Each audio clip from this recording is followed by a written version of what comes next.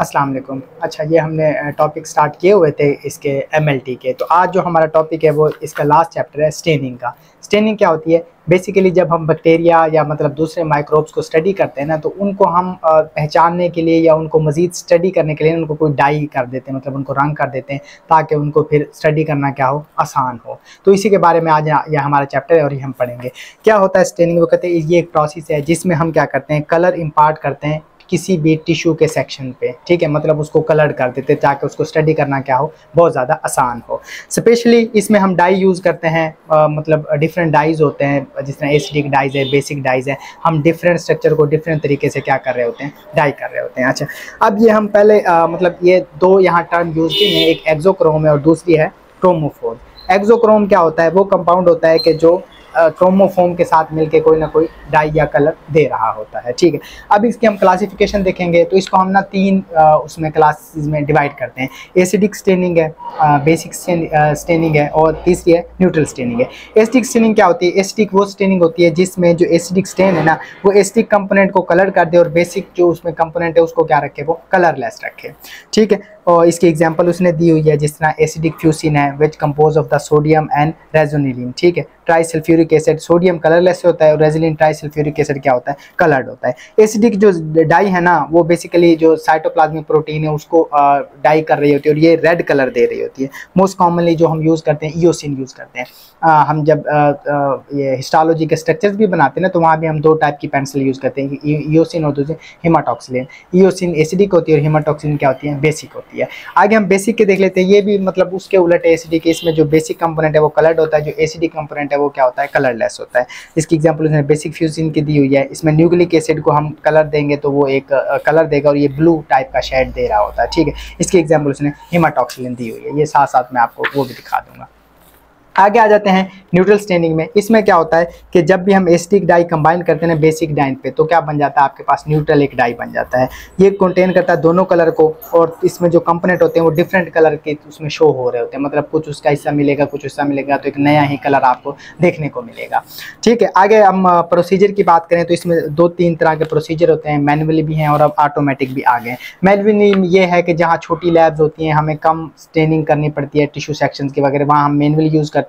उसमें man power इस्तेमाल होती है, मतलब आपने सारा काम अपने हाथों से करना होता है, ठीक है। इसमें फ्यू स्लाइड्स रिक्वायर्ड होती हैं और टाइम कंज्यूमिंग होता है, बट इकोनॉमिकली होता है। रीएजेंट कंटेनर प्लेस करते हैं हम सीक्वेंस से और इस तरह से आप इसको क्या कर रहे हो, तो डाई कर रहे होते हैं। अब हम ऑटोमेटिक की बात करें तो ऑटोमेटिक में ये है कि ये मैकेनिकल डिवाइस होती है, सारी चीज़ें इसमें ऑटोमेटिकली हो जाती है, ठीक है। इसमें स्लाइड्स रख दी जाती हैं, वो ऑटोमेटिकली मूव होती रहती हैं और डिफरेंट डाइज उसमें मतलब जो कंपोनेंट होते हैं वो अटैच होते रहते हैं और एट द रिजल्ट आपके पास एक जो टिश्यू स्लाइड है वो बन के आ रही होती है, ठीक है।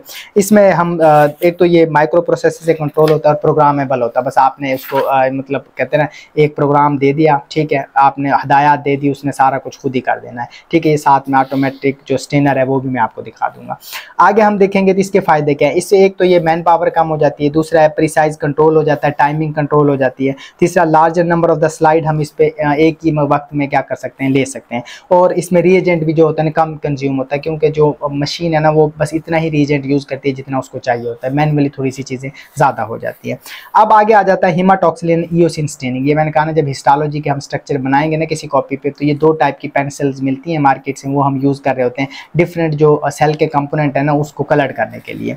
हेमाटॉक्सिलिन ये कॉमनली वो कहता है कि हिस्टोपैथोलॉजी या डायग्नोस्टिक साइटोलॉजी में यूज़ होती है। ये क्या कहती है, प्रॉपर डिफ्रेंशिएट कर देती है कि फलाना जो कनेक्टिव टिश्यू है या फाइबर है या मैट्रिक्स है या उसमें शेड है या उसमें मतलब जो भी चीज़ें उनको रेड और पिंक के हिसाब से डिवाइड कर देती है, ताकि स्टडी करना क्या हो जाता है, फिर काफ़ी आसान हो जाता है।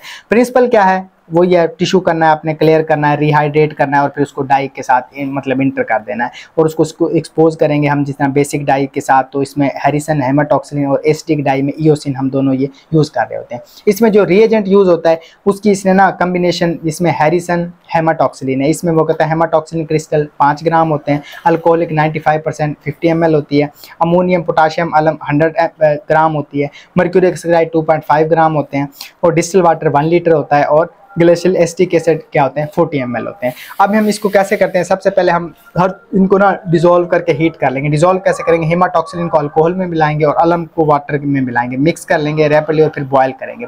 फिर हम remove from the flame and add the mercuric acid, उसको मतलब हीट से उतार के हम उसमें मर्क्यूरिक एसिड डालेंगे, फिर रीहीट करेंगे 1 मिनट के लिए जब तक डार्क पर्पल कलर ना बन जाए। फिर रिमूव कर देंगे फ्लेम से, उसको कूल डाउन होने देंगे, ठंडा पानी डालेंगे तब तक, फिर वो जो स्टेन होगा वो रेडी हो जाएगा। फिर हम एंड पे क्या करेंगे, 2 से 4 ml ग्लेशियल एसिटिक एसिड डालेंगे और 100 ml सॉल्यूशन जो हमें रिक्वायर्ड होता है उसके मुताबिक उसको पूरा कर लेंगे। उसके बाद acidic alcohol mix 1 litre 70% alcohol 10 ml concentrated hydrochloric acid. Ammonium water में इसमें हम मिक्स करेंगे 2 से 3 ml स्ट्रॉन्ग अमोनियम और 1 लीटर पानी या टैप वाटर मतलब जो हम यूज़ कर सकते हैं। अल्कोहलिक इओसिन सोल्यूशन है, इसमें क्या होता है, इओसिन वाटर सोलेबल है 2 gram, distil water 160 ml, alcoholic 95% 640 ml और अदर रिएजेंट इसमें ज़ाइलोइन, एब्सोल्यूट अल्कोहल, रेक्टिफाइड सिपरेट और मतलब मिथाइलेटेड सिपरेट वगैरह हम इसमें क्या कर लेंगे, इस्तेमाल कर लेंगे। अब ये प्रोसीजर कैसे करना है, सबसे पहले फिक्स करना है टिश्यू को गिलास स्लाइड पे, उसको फिर मतलब आपने क्या कर लेना है ज़ाइलोन फॉर 30 मिनट के लिए, फिर ट्रांसफ़र कर देना एब्सोल्यूट अल्कोहल फिर 3 मिनट के लिए, फिर ट्रांसफ़र करना है सिपरेट में 2 मिनट के लिए, फिर आपने मिथाइलेटेड सिपरेट में फिर 2 मिनट के लिए, फिर वाश करना है वाटर से 1 मिनट तक और फिर आपने इसको हेरिसन हेमाटॉक्सिलिन में 3 से 5 मिनट के लिए पुट कर देना है। फिर वाश करना 30 सेकंड के लिए और एक्सेसिव डाई होगा तो एसिडिक डाई के साथ मिलके 15 सेकंड के लिए उसकी एजिटेशन मतलब उसको हिलाते रहेंगे। उसके बाद हम इसको वाश करेंगे वाटर के साथ, फिर 2 से 3 डिप अमोनियम वाटर की लेंगे, ब्लू कलर अटेन कर लेगा, फिर वाश करेंगे 2 से 3 डिप लेंगे वाटर की, फिर इसको स्टेन करेंगे इओसिन से 2 से 3 मिनट के लिए, वाश करेंगे 30 सेकंड के लिए वाटर के साथ और डिहाइड्रेट करने के लिए हम रख देंगे, या फिर हम इंक्रीज द कंसंट्रेटेड अल्कोहल उसको हम 2 से 3 डिप लेंगे तो वो रिहाइड्रेट हो जाएगा। ठीक है, उसके बाद क्लियर करेंगे ज़ाइलिन और माउथ को कैनेडियम बैसिलम पे हमारे पास ये आ जाएगा। रिजल्ट क्या होगा, जो न्यूक्लाई होंगे वो ब्राइट ब्लू होंगे, मसल केराटिन ब्राइट पिंक होंगी, कोलेजन पेल पिंक होंगे और एरेथ्रोसाइट ऑरेंज रेड होगा। ये कलर आपको शो होने लग जाएंगे तो आप इजीली उनको देख सकते हो। नोट एंड प्रिकॉशंस क्या हैं, इसमें हमने कुछ चीज़ें देख लेनी है कि हमने कौन कौन से प्रिकॉशंस लेने। सबसे पहले तो हेमाटॉक्सिलिन जो हमने यूज़ करना है लाइक द मायर हेमाटॉक्सिलिन को भी यूज़ करते हैं और इसकी प्रिपरेशन डिफरेंट होती है। रिएजेंट हमने चेक करना है डेली बेसिस पे, इसमें कुछ को काफ़ी सारी चीज़ होती हैं जो डेली बेसिस पे होती हैं, कुछ वीकली होती है, कुछ मंथली होती हैं, तो वो आपने उस हिसाब से क्या कर लेनी है, चीज़ों को चेक कर लेना है। ठीक है, इन ऑटोमेटिक स्टेनर ज़ाइलोन ये सारी चीज़ें आपने चेक करनी है। अब हमने क्वालिटी को चेक करने के लिए हम क्या करेंगे, 4 से 5 ग्राम कॉपर सल्फेट क्रिस्टल में डालेंगे जार में जिसमें अल्कोहल होगा, तो अगर जो कलर है वो रिमेन अनचेंज तो ये एक्सेप्टेबल है 10 मिनट तक, लेकिन अगर कलर चेंज हो गया तो फिर वो एक्सेप्टेबल नहीं है, मतलब ये ख़राब हो गया, हम इसको फिर इस्तेमाल नहीं करेंगे। ये बच्चों स्टेनिंग का आपका ख़त्म हो गया। इसमें आपने देखा होगा ये हम माइक्रोबायोलॉजी में बहुत ज़्यादा यूज़ करते हैं, gram positive gram negative staining, तो उसके बेसिक्स यहाँ बताए हुए हैं।